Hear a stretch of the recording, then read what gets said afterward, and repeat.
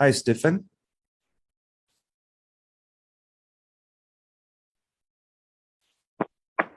Hi, Steve. You can hear you. Can you hear me? Yeah, I can. Very happy to Uh, host today for today's workshop. I'm happy to be here. So thanks for having me. Yeah. I'll give a brief intro about the hackathon and about today's workshop, and I'll leave the rest to you.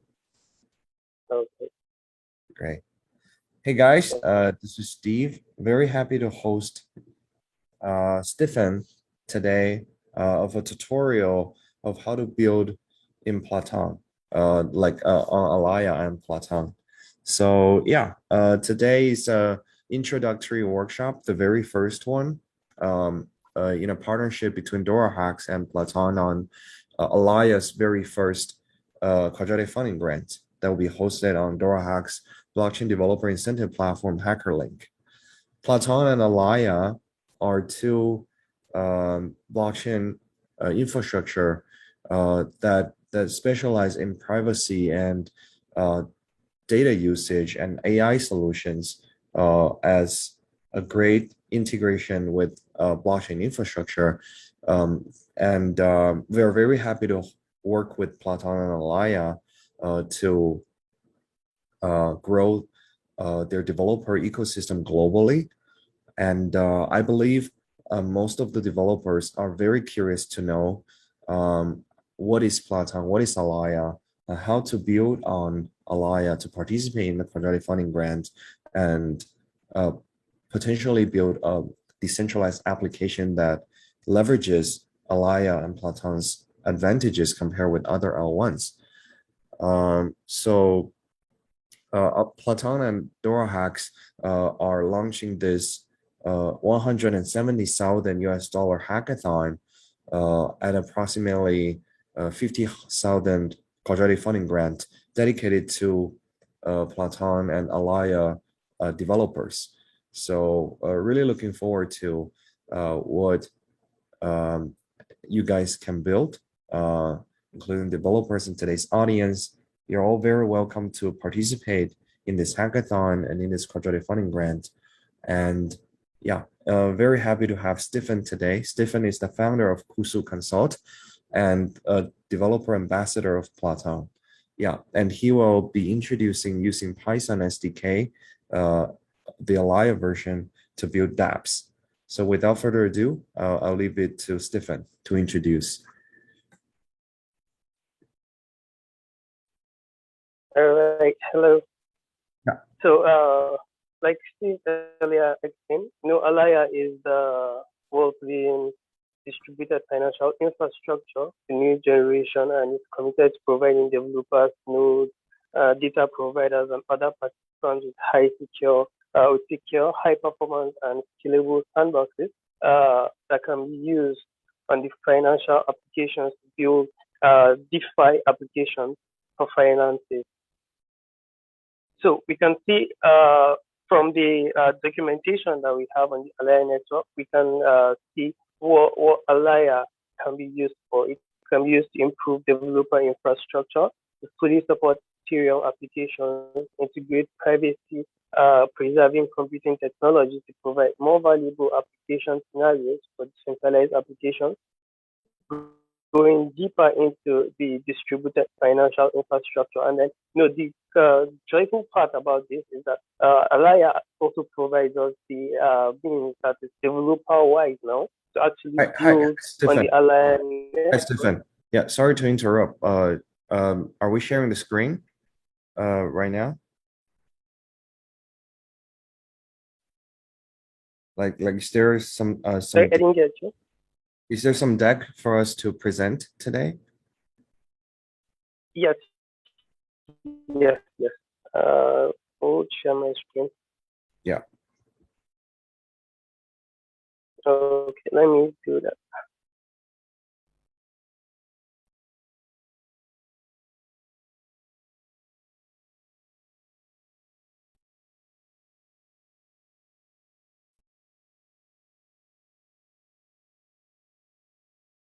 All right, can you see it? Yes. Not yet.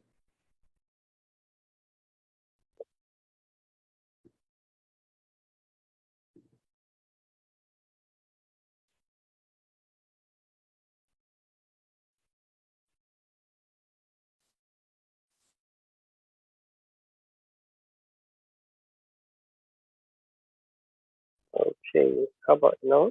Yeah, now we can see it. Thank you. All right, perfect. So this is actually what I was reading from on the Alaya.network website, the documentation and the intro to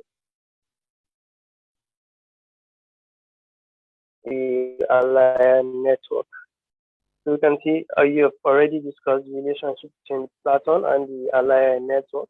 You can see the future of Alaya and what it actually entails. Like I was saying, Alaya actually provides to build on the Alaya network using different SDKs. We have the Python SDK, the JavaScript, and others.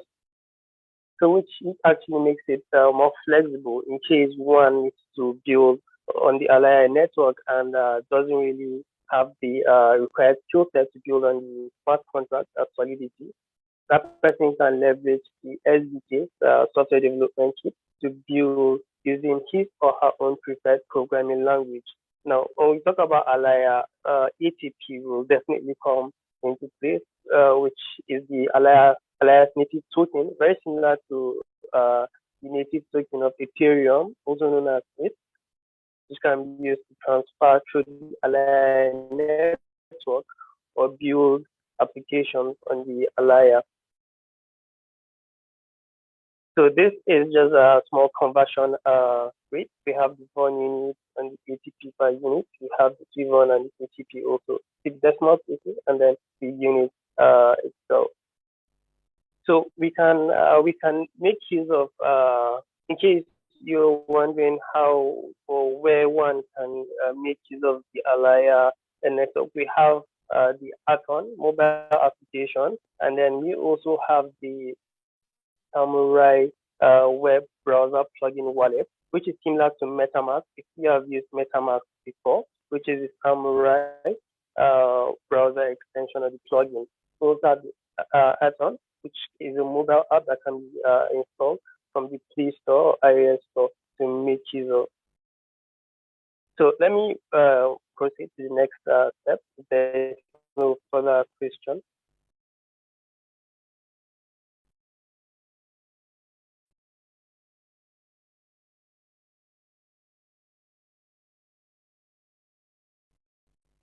Okay, so we can see the overview here on how we can install a node. You can decide to create your node or install your own node and set up what you need to set up. Assuming you're using an to then you can the links here will be dropped. So in case you need to go deeper into that and take a look at it. But what we're here for basically is the development aspect on how to build on the Alaya network using the Python SDK. So I'm going to go ahead. This is the Alaya GitHub repository for the Python SDK. You can see it right here. And then, so the first thing we're going to want to do is to install or clone this repository right here by copying the link and then probably using git bash to clone the repository.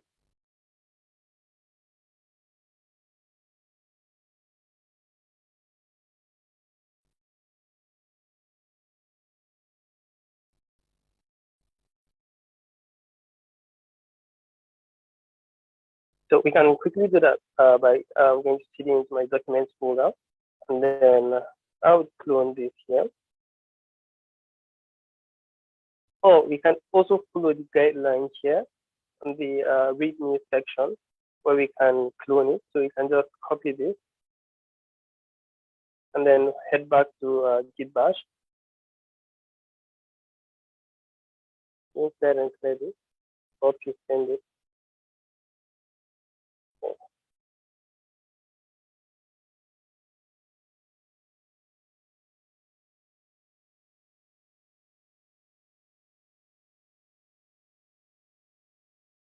So this might take a couple of hours. And then we need to, because we are using the Python SDK, we definitely need to install Python, the latest version of Python. And then we also need a code editor, which is Visual Studio. So we need to also get those things installed before one can get started with development on the Alaya network.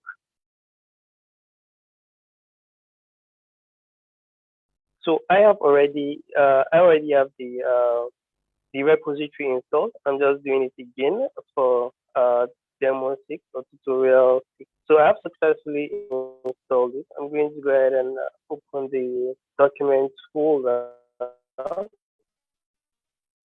And then we can see it here, the Python on the Alaya network. So with that being said, one can go ahead and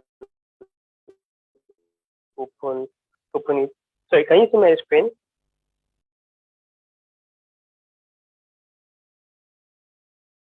Hello.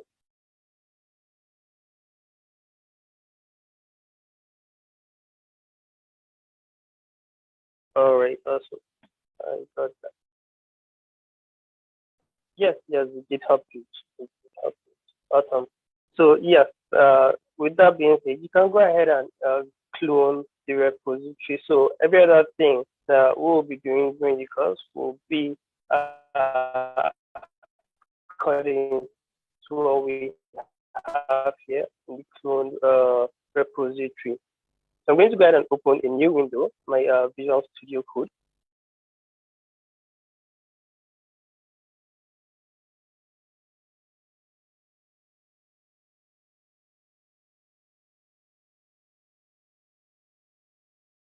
Okay, so please let me know if you can also see the Visual Studio Code.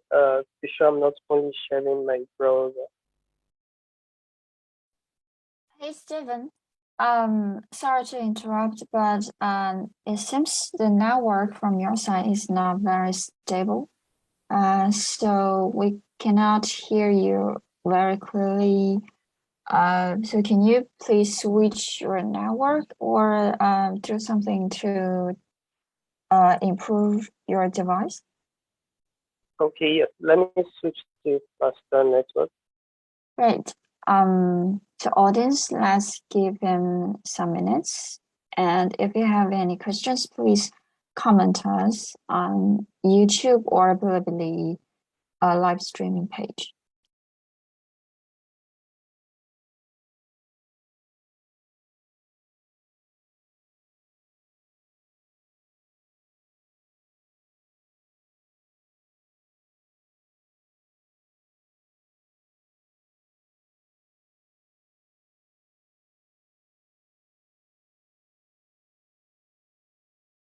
So yes, I'm sharing my Visual Studio Code right now. I don't know if that's also visible. It's like I'm sharing it also or just the browser. So you can indicate if you can see the Visual Studio Code, so we can proceed.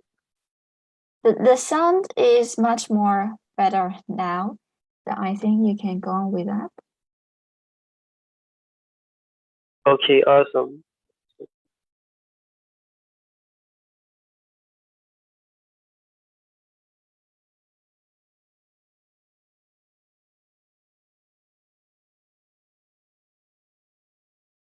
So can you see my Visual Studio Code too?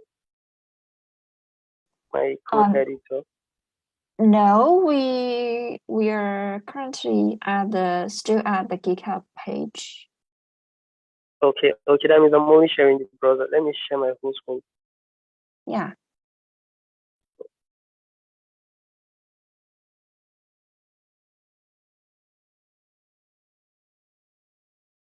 Okay, I believe you can see it now. Yeah, I can see the VS Code page. Right, perfect. So I have cloned the GitHub repository successfully. So I'm going to go ahead and open that folder inside of my Visual Studio Code here, and then we can proceed with the development.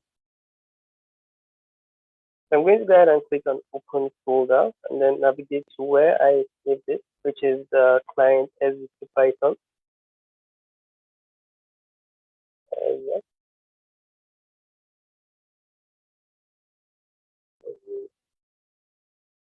So inside of this test, we can see a bunch of code here, some smart contracts that have been written using the Python SDK to do some tests and all of that. So we are going to also do ours based on what we have on the documentation. And what we are going to be building during the course of this demo presentation.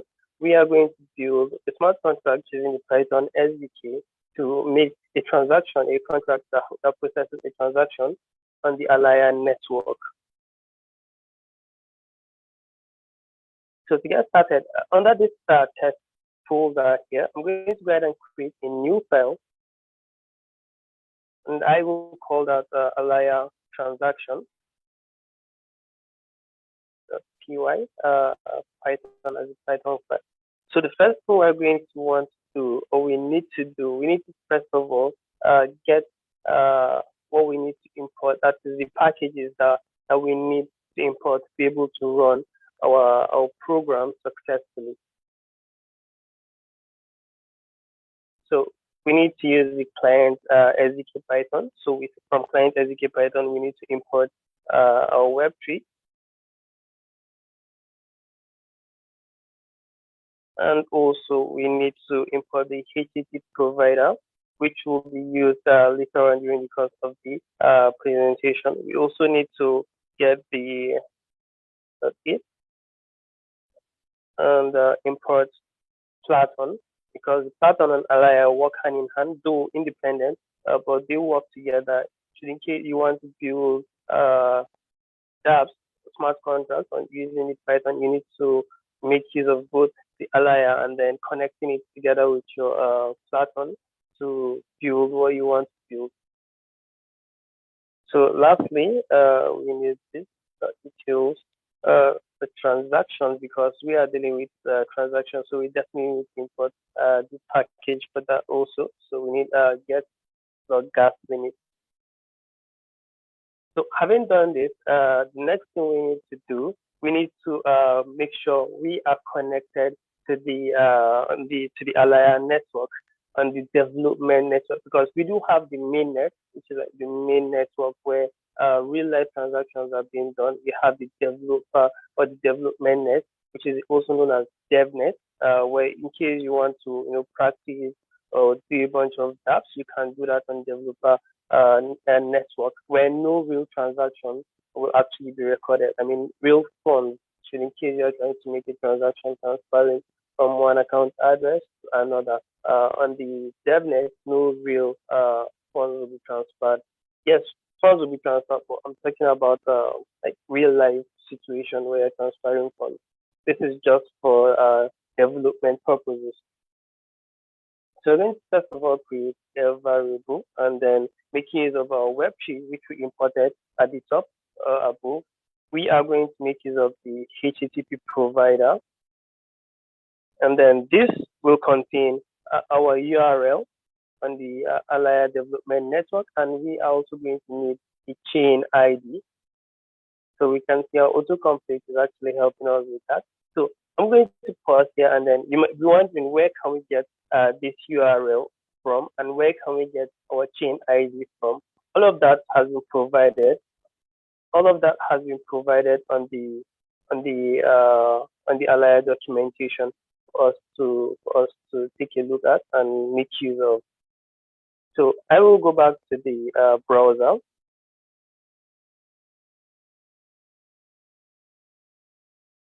Should open this file up from here.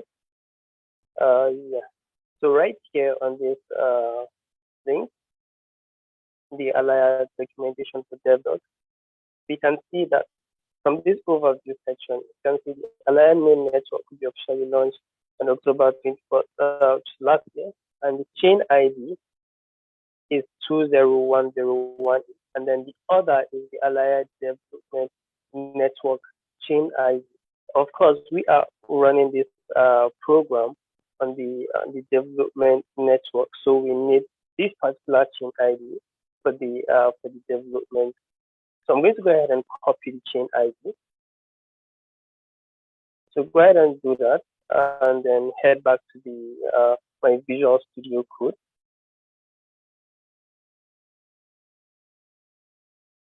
Right here, and then I will paste in the chain ID here, And then I will also go and grab the HTTP provider URL, known as RPC, which will be used also. So I'm going to go back to the browser, and then if I scroll down a little bit, we can see a bunch of development network related resources here. So we are going to make use of this open RPC URL.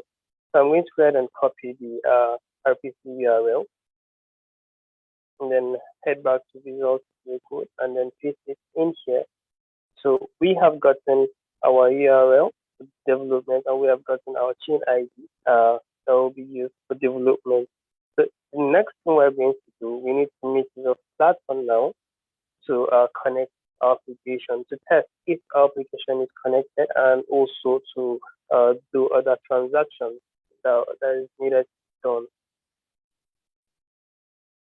I'm going to create a variable called Platon, and then making use of the Platon that we imported earlier on. And then this method will contain our W3, which we created at the top here. So having done this, we can go ahead and test if at all we are connected, or we are truly connected to the development network with the correct parameters. So to do that, just going to go ahead and do a simple print statement in Python to print out what we have to check if we are connected correctly or not. So, and then making use of our W3, so it's connected. So this is built in a function or method. Disconnected, so it's going to return a true or false. True if we are connected, false if we are not connected, or it will throw an error message indicating that we are not connected. So having done this, I'm going to go ahead and click on this green play icon here to run Python files in terminal.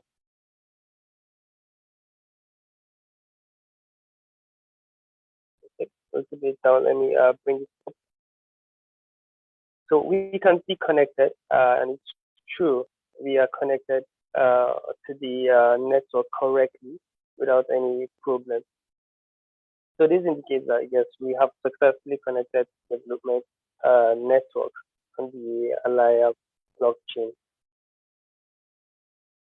So from this phase onward, we are going to proceed with every other thing that is related to making a transaction. You can view, there are a lot of things that can be done. You can view blogs, can view transaction details based on the transaction hash, or you can check an account balance of particular account address. All these things are all built-in functions that Alaya has provided us, which is very, very flexible and easy to use. So I do have a bunch of code snippets here that I have pasted in my notepad. We have the bytecode and we have the CPI variable here. So they will be used during the course of this development or tutorial to build a smart contract that will handle a transaction on the Alaya network. So I'm going to go ahead and quickly paste that in here. So in case you're wondering where this bytecode is gotten from, in case you're familiar with Solidity, you can use that, maybe using the Platon Truffle Studio. I'm going to go back to the browser to locate that right here on the, right here in the alaya.network dev.en/id. So we can see the Platon Studio. This where you can quickly, write your smart contract to Solidity. We can see the pictures about how it looks like, how the IDE looks like, the development. If you're using a Mac OS, you can use if you're using a Linux or Windows system, you can use any of the links there to proceed. So that if you're using Solidity, you can actually use that to get your bytecode. But we're not doing Solidity, we are doing Python. So we'll just proceed and then continue what we have to do to finish up our tutorial. So yes, is there any questions so far from what we have done before we proceed? I think you can go on with that, and we can put the QA session at the end of this workshop. All right, perfect. Perfect. So when running a transaction, of course, we are going to need a sender who is trying to make that transaction, or who is going to be the sender of that transaction. So we are definitely going to need an address of whoever is trying to make. Should it be us? I'm trying to send a transaction or process a transaction from my address to maybe someone else. So just record a smart contract on the Alaya network. I will definitely need an account address and then probably receiver also.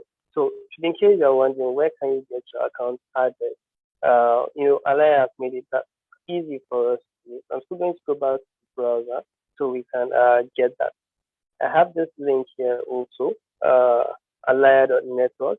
And all on the Alaya website here, but network, you can see the drop downs here where you can easily navigate to what we want to navigate. So we can see Alaya accounts here, and that is what we are going to use to create. You can see it's right from the beginning. This article introduces the account and how to create an account in two parts. Okay, so skipping all this, so we can see what we have. What we can have is an account. We can have a mnemonic key, an address, or private key. It's also known as a private key. We can have an account address, or we create one.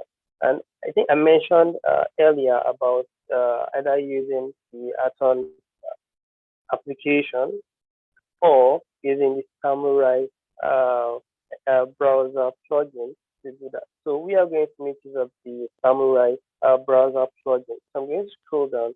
There will be a download link to that below. So when you're using an account, you can see different forms. You can use the Python, you can use the Alaya key, or using the command line, you can use M2 command line if you're on Windows or Ubuntu. You can see the supported platforms right here. And then we can also use Samurai, which is the graphical interface or Explorer wallet. It can be used on Chrome or all platforms that support the Chrome Explorer. And that is what we are going to use during the course of this tutorial. So if you're using the Eton wallet, it's images of how it looks like and what can be done with it. So I'm going to scroll down a bit to where Samurai wallet is. But so we can see this Samurai wallet. If you have used MetaMask before, definitely you should be familiar with the Samurai wallet because the functionalities work similarly. So when installing it, all we need to do is to click on this link to install it into our browser. I already have it installed, but I'm just going to go ahead and click on the download so we can see how it actually works. Okay, so it's a zip file and it's going to ask me when you click on it, and then that will do that. So I'm going to go ahead and open my Chrome browser, new window.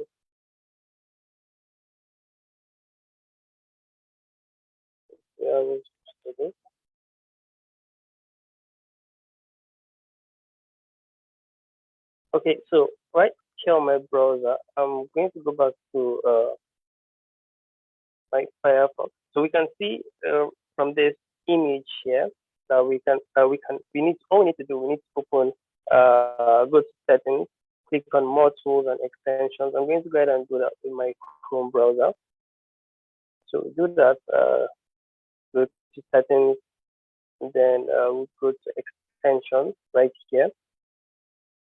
When you click on that, you can see I already have it installed here. All you need to do is go to the load unpack, and then you locate what you downloaded. That is the package at the time for the Samurai wallet. What you downloaded on the browser. Go ahead and navigate to where it is. You can see just pop up the zip file. So put it in a folder, and then click on the selected folder to unpack it, and then make sure you're in the developer mode. That is what this image is trying to tell us what we have here. We need to turn on developer mode, go to load unpack, and then load the package. After doing that, we can go to the extension section on our browser right here, and then we can select or navigate to where the Samurai extension is. I already have it pinned here, and I already have it set up. So if you're launching it for the first time, you need to set up an account.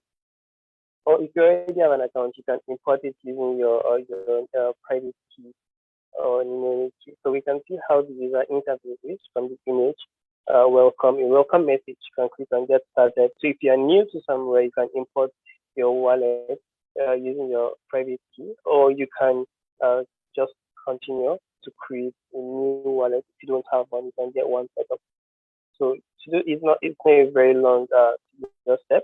You can just put your password, and then you'll be sent. You can see right here will be sent the necessary things such as your mnemonic key free, and then you use that to confirm your backup page, which will be sent. Having done that, they are all set to go. And then once you open the extension back here on the Chrome, you should be able to see what you have. So okay, like I've logged out, so it's asking me to enter my password. I'm going to go ahead and do that, and then click on unlock to unlock your account back. So we can see, like I mentioned earlier, we have different networks. You can see the Platon main network. You can see the Platon dev network. You can see the Alaya network. You can see the Alaya dev network. And of course, we are working with the Alaya dev network. We're on the development network. So when you click on that, you will see your account address that will be on the Alaya dev network, where you can copy.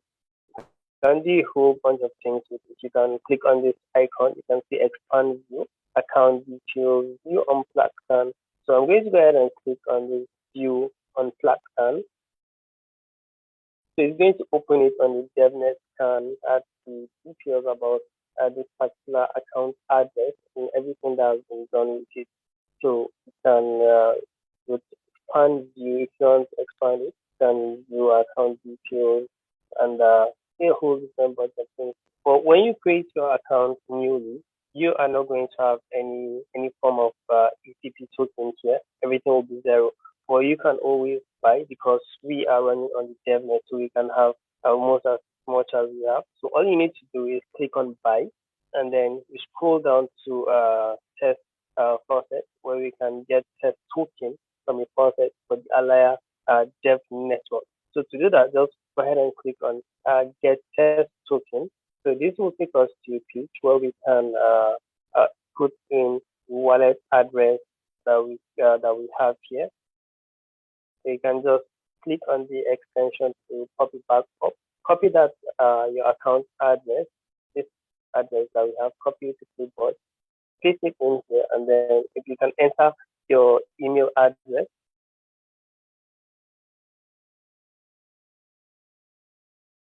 and then click on this to send a verification code, which will be sent to email. Okay, so we can see verification code sent successfully. So you can go ahead, check the email that you use. The verification code will be sent. So you can put that verification code and apply. Like in less than 10 seconds, I guess, your account will get funded. So yes, that is how you can fund your account address. That's easy and as simple as this. So having done that, we have copied the account address. So back to our tutorial. Here I'm going to have from address. So I've already copied that account address that we have. So I'm going to create a variable from address, and this will contain the account address that I copied. And then after that, we are going to have a gas. Making use of this get plug gas limit we imported. So I'm going to go ahead and make use of that get plug gas limit, and then passing in a W3, which we created at the very beginning, subtracting by 1 to get the gas. And then we also need a private key. So in case you are still wondering, okay, we've gotten our address, now we need a private key. Now your private key should be something that that should be kept secret, which is that is why it is a private key, called a private key. It should be kept secret because if someone has illegal access to it, so we can lose a lot of assets, tokens, transactions can be done, a whole lot of things can be done to your private key. So try as much as possible to keep that private. If best, write it down somewhere offline so you can easily go back to it. So we can get that by clicking on this and then go to account details. So if you click on the account details, you can see the account. We can still see our account address. You can see this barcode here in case you want to scan. Maybe you're using the app or something. You can export the private key here. You can also view on platform, which we have already done above earlier. So we can now we want the private key. So we'll go ahead and click on the export private key. And then we need to put in our password. You can see a warning here. Never disclose this key. Anyone with your private key can steal any assets held in your account, which is what I said earlier on. So do not display your private key or share your private key with anyone. So, but we are going to display that during the course of this tutorial because this is for development purposes for tutorials, which is why we are going to publicly display it and make use of it. So I'm going to go ahead and put in a password. The same password we used when creating the extension. So yes, we can see the private key here. You can go ahead and click on it, copy. After you copy, you click on done, and then I will head back to Visual Studio Code to continue with development. So I'm going to go ahead and paste in the private key here, and you can see it, and then we need a chain ID. Of course, this same chain ID that we have here, we can also make use of it. So I'm just going to go ahead and declare it. Or if you wish to make it maybe global one above, so you don't have to retype it over and over again, we can do that.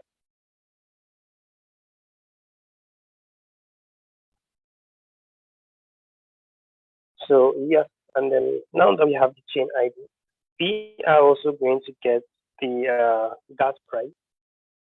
So I'm going to declare one called gas price. It's going to be about 1 billion. One with about 9 zeros. 1, 2, 3, 4, 9. So with that being done, we can begin writing the method that will handle transactions on the network. So I'm going to declare a function, and I'm going to call it transaction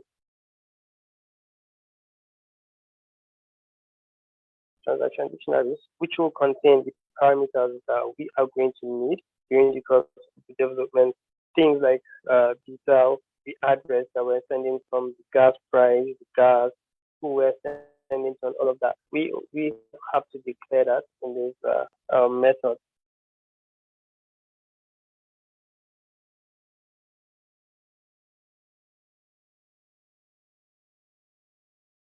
These that we are sending to, which is going to be none.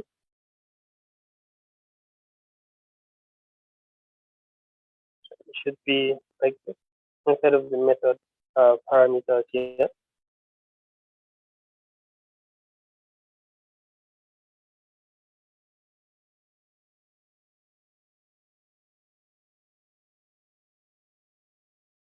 So yes, and then we are going to have a return statement, that is where we are going to pass in the parameters that we need.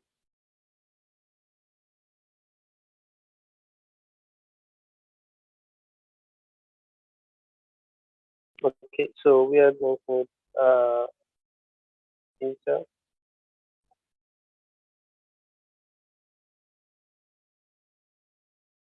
We're going to need from the address we are sending from. So the from address that we created earlier at the top, this address, so this is the same address we are passing in here. And and then we have gas.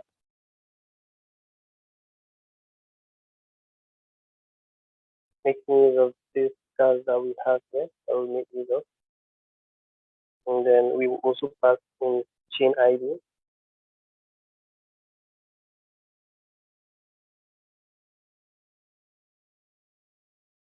Go ahead and pass that also.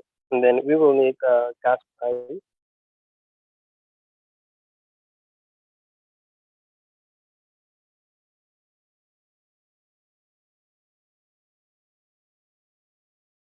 Go ahead and pass in the gas price that we declared here. Then we will need nouns.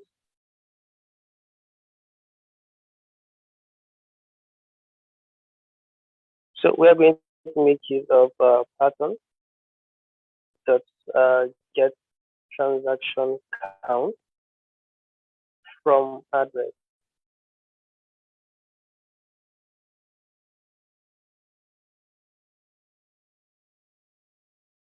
Okay, we are missing a comma here. Okay. And then lastly, we need a two.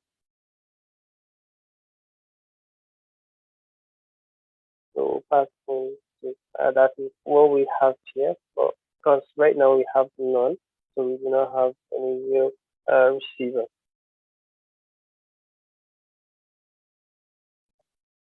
So the next thing, or the next method that we're going to have is what will send transaction. So we're also going to make another method, create another method called send TXN, transaction in short, passing in TXN parameter. So with that being said, we can declare variable signed transaction, signed TXN, making use of Python dot account signed transaction, and then we will pass in our TXN that we have, and then we are also going to pass private key, which is the private key we imported not long ago, and then the next type.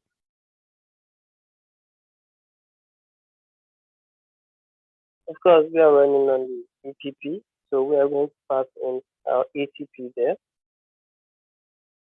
and then we're going to declare another variable with making use of Platon dot send raw transaction, and then this method is going to have what we just declared, which is the signed transaction inside of it. So we have the signed transaction, the raw transaction, and then outside of it, we are going to pass a test, which is also a method. So with that, we can then have our transaction receipt. Because of course, if we make a transaction or if we run a transaction, we need to view or see the transaction receipt, which is going to contain the details that transaction is going to have, such as the block number, the sender, the receiver, all of those things. Those details that we need to get back. That is what the transaction receipt is going to contain. That is what we are going to declare right now. We have TXN and then receipt, making use of Python dot with transaction receipt. And then inside of that, we are going to pass in what we just declared as well. So yes, now we can see we've been using Platon everywhere. So that is why earlier on the beginning I said both Alaya and Platon work hand in hand but independently. Alaya is independent, but for you to build, you need to make use of the Platon package from the SDK to be able to build what you want to build. So now that we have the receipt, we can go ahead and return a print statement that will display our transaction receipt. We have send TX in areas. So I will go ahead and pass in areas here. And then we have another print statement.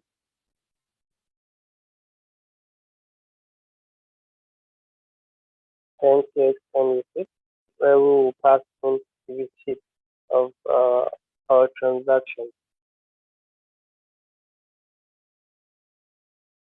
So we are going to pass in the transaction receipt here. So having done that, we can then have our return statement. That is what the method should return, and that will be the transaction receipt. So that is it about this particular method of function. And then we're going to have another function.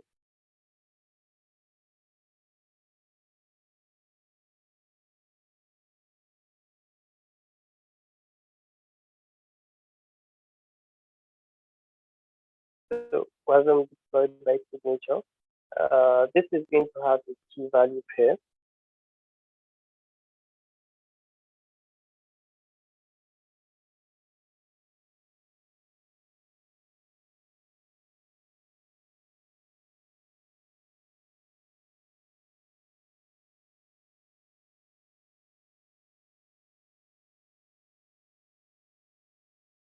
Okay, going to double like that. After thing. So with this, we are going to have an encode data variable that we need to declare.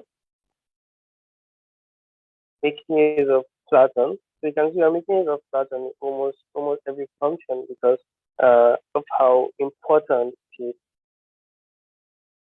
There's contract. So this contract is going to pass in ABI that we declared earlier, very beginning, which is what we have here.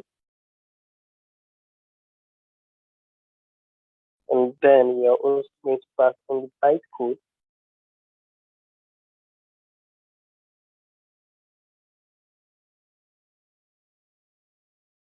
And then we have the encode, constructor, so we use there's an underscore here. So this will also pass or have this as argument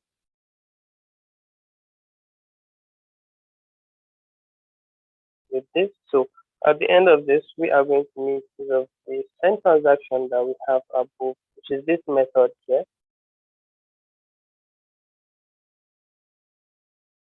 So we can pass in our transaction dictionary that we declared at the top.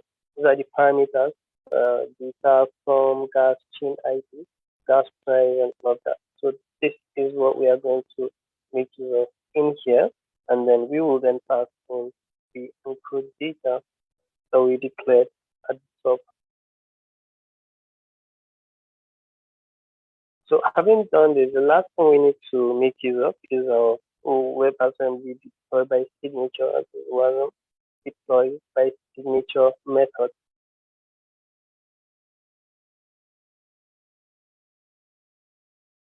So yes, I believe we have everything pretty much covered for this to work. So I'm going to go ahead and click on this run Python file in terminal to see our result.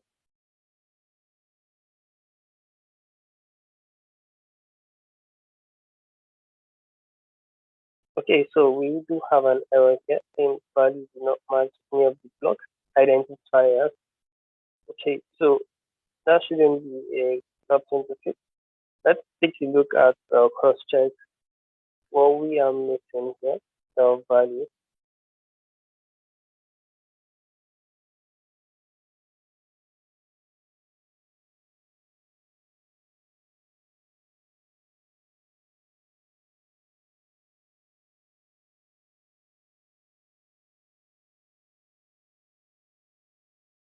Okay, so it's complaining about the values of matching any of the block identifiers, but you don't have to worry about that.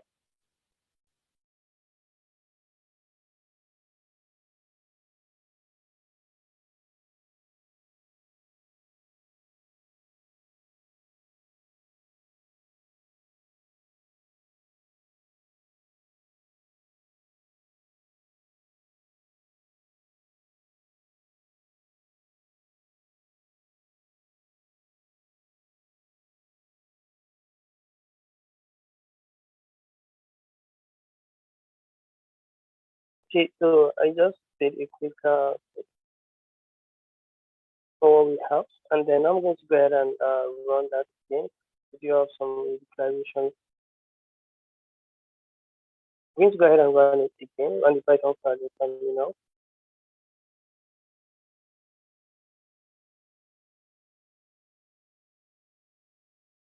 So we have our connection is true.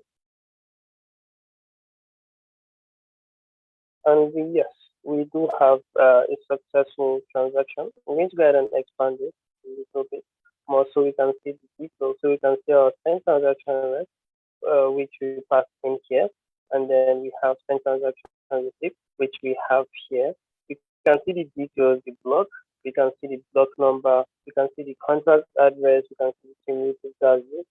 We can see the address from, which is the address that was sent from, which is our address, and we can see corresponding with what we have here. We can see the gas use, and then most importantly, the status. The status is one, which means we do have a successful transaction. And then we have two receivers. We do not need to necessarily pass in one, and then we can see our transaction hash.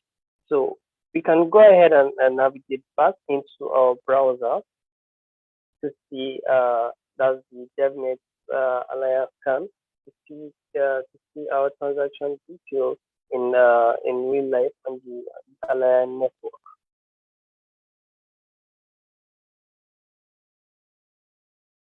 So back here, let's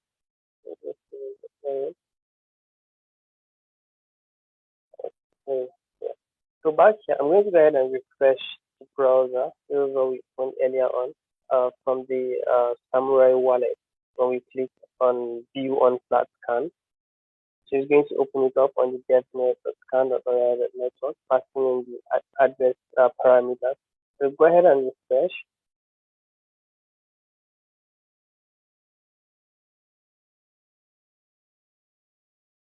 So we do have an updated contract creation.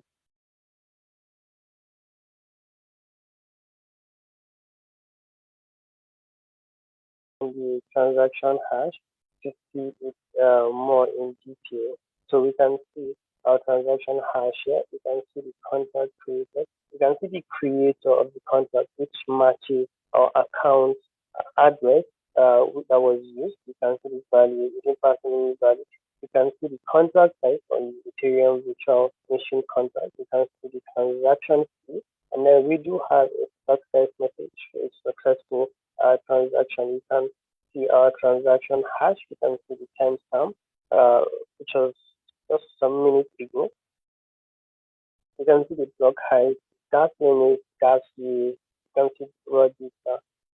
So a whole lot of things can be done, even from our code snippets. You can actually check or view transactions by transaction hash. You can filter transactions and get an account balance of a particular account address, and so on and so forth. So this SDK provides us that flexibility, the whole bunch of things on the Alaya network. You need of these other files that we can see here to actually do some tests and test things there. We can also make use of the GitHub documentation from the repository here. You can see how we're able to check if we were connected to the network and all of that. So we can check checksum and a whole bunch of. So we can see. So we can actually, if time permits us, we can actually try some of these other functions to actually check an account balance of particular address, and check the block detail based on the block hash, based on the transaction hash, block number, rather. So at this stage, we have actually successfully deployed a contract on the Alaya network. Mind you, this documentation is very, very helpful for beginners, most especially for those who want to build DApps on the Alaya network. This is a very, very good documentation to look up to. If you want to proceed a transaction, you can also look up this tutorial tutorial that we just run on the Alaya network, coupled with the other built-in functions that we have made use of Platon to test things on the Alaya network.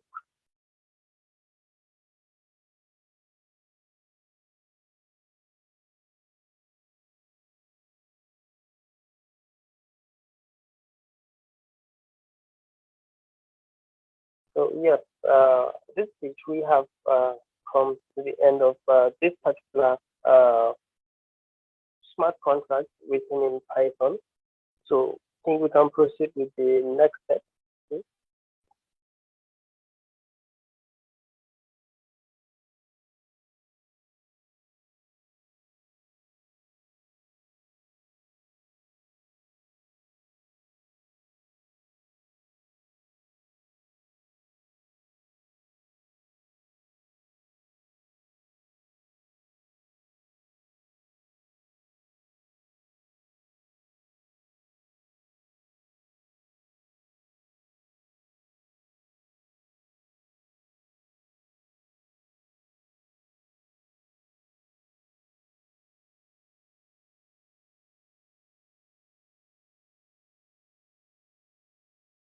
Well, we can hand over back to Dara, the host.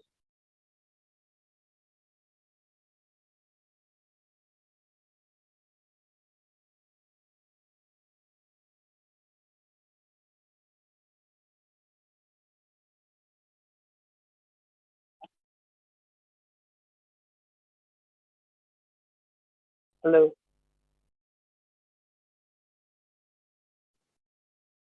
Hello. So that's the end of this workshop.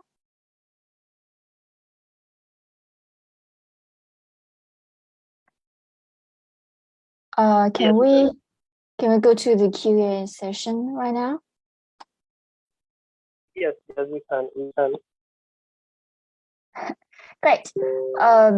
We have a lot of audience commenting in the comment section about 200 to 300 viewers are watching this workshop right now. Thank you guys, and thank you for joining DApps workshop series. Don't forget to follow us on Bilibili and YouTube. So the first question is some of them are from non-English speaking region.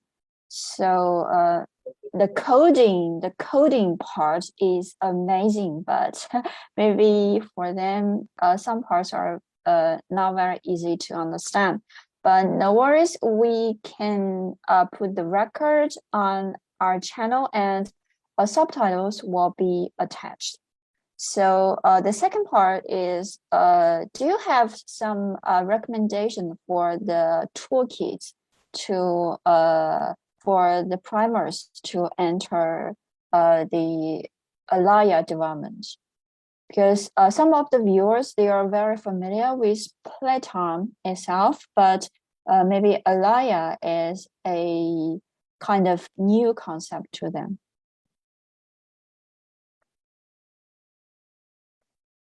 Okay, so I'm going to go ahead and share my screen again to share some of that. Sure.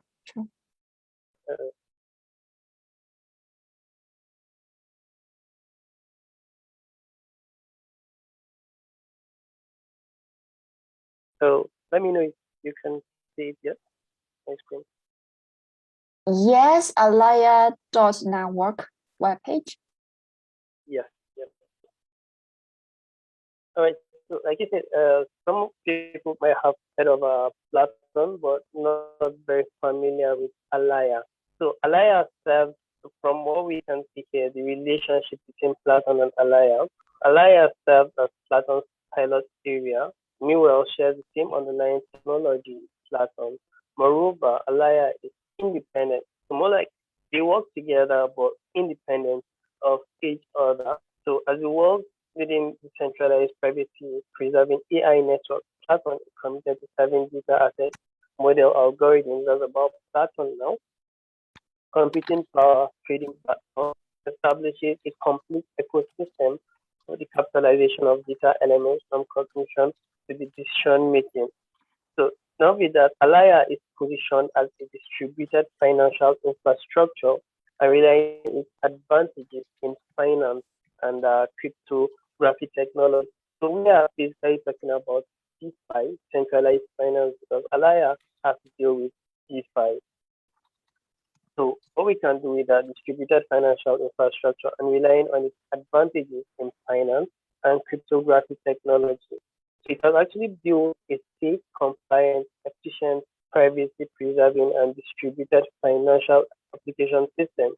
This financial infrastructure and trading system functions as human hands, feet and perceptions in dealing with transactions and affairs and aims at the reconstruction and upgrading of the financial paradigm with existing Wall Street.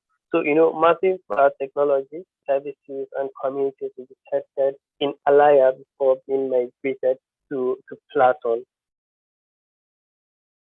So we can also see what the future of Alaya is, like we shared earlier, to improve developer infrastructure, fully support Ethereum applications, integrate privacy preserving computation technology to provide more valuable application scenarios for that, then going deeper into distributed infrastructure.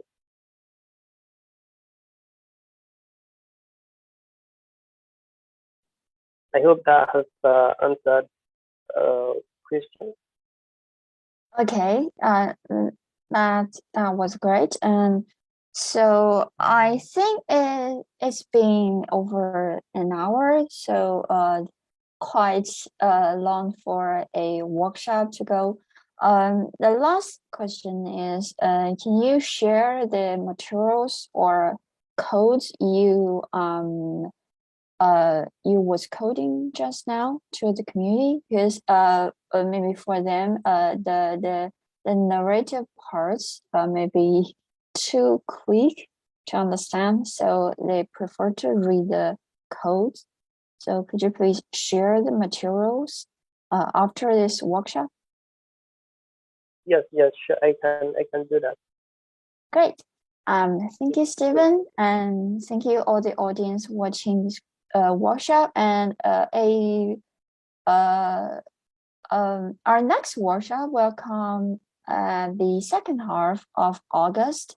So don't forget to follow us on Bilibili, YouTube, and Twitter to know the latest updates. The workshop of Platon Grant Hackathon will be continue for at least 5 times.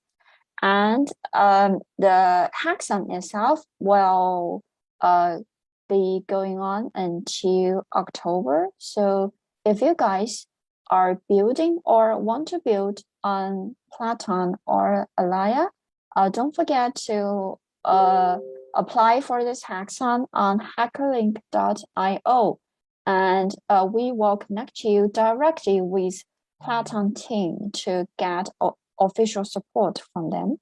So I think that's the end of today's workshop. Thank you, Stephen. Thank you too for having me. Thank you, Stephen. Thank you, community. So have a nice day and see you next time.